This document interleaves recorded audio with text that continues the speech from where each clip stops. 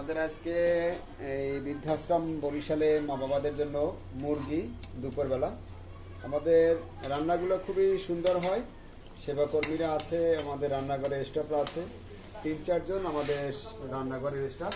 তো একটু আমরা দেখাতে চাই, একটু দেখাও তরকারিটা কত সুন্দর একটি কালার আসছে। আর সবসময় কিন্তু আমরা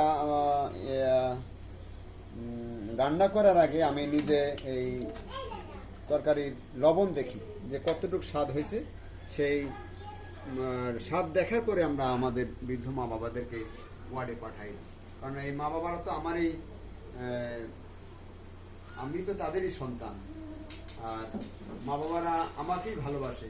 তো সেই ভালোবাসার যে একটা আন্তরিকতা, এই যে দৃষ্টান্ত ভালোবাসার, সেইটা আমি তাদেরকে আরও বেশি উজ্জ্বল করতে, তাদের আরও এই ভালোবাসাটাকে আমরা শ্রদ্ধা করতে, এই সমস্ত জিনিসই আমি আগে খেয়ে দেখি একটু করে, যে সেটা স্বাদ আছে কিনা, খাওয়ানো যাবে কিনা, তারপরে আমরা তাদেরকে পাঠাই।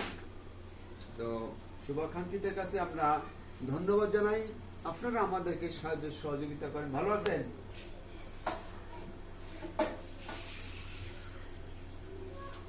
হ্যাঁ, অনেক স্বাদ হয়েছে। আমাদের যারা সেবাকর্মী আছে, যারা খুব সুন্দর করে রাঁধতে পারে, তাদের রান্না খুবই মজা। আর বিশেষ করে কিন্তু আমাদের ডালটা আরো বেশি মজা হয়।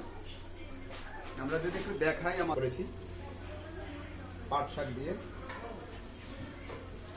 আর তেল, পেঁয়াজ এবং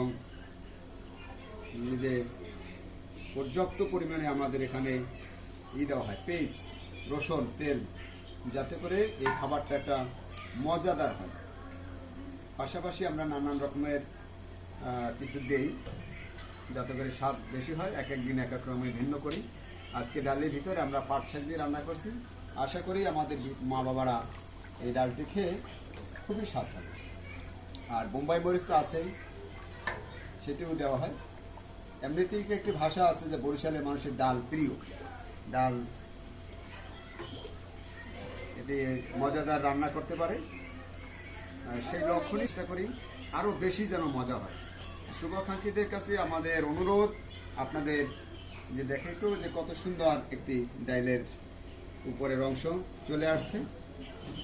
পেঁয়াজ, মরিচ, রসুন, তেলের বাগার আর কি আমরা এটাকে বলি। আপনাদেরকে ধন্যবাদ জানাই। আপনাদেরই দামের ভালোবাসা আমাদের বৃদ্ধ মা বাবারা ভালো খেতে পারে, ভালো পড়তে পারে। অনেক সুন্দর হয়েছে, ধন্যবাদ জানাই। আমার রান্নাঘরের স্টাফ যারা আছেন, তারা খুবই সুন্দর রান্না করতে পারে। আর শুভাকাঙ্ক্ষীদের আমরা একটু সাইনবোর্ডে দেখা দিচ্ছি, আমাদের সাথে যারা যোগাযোগ করবেন একটু সাইনবোর্ডে দেখা।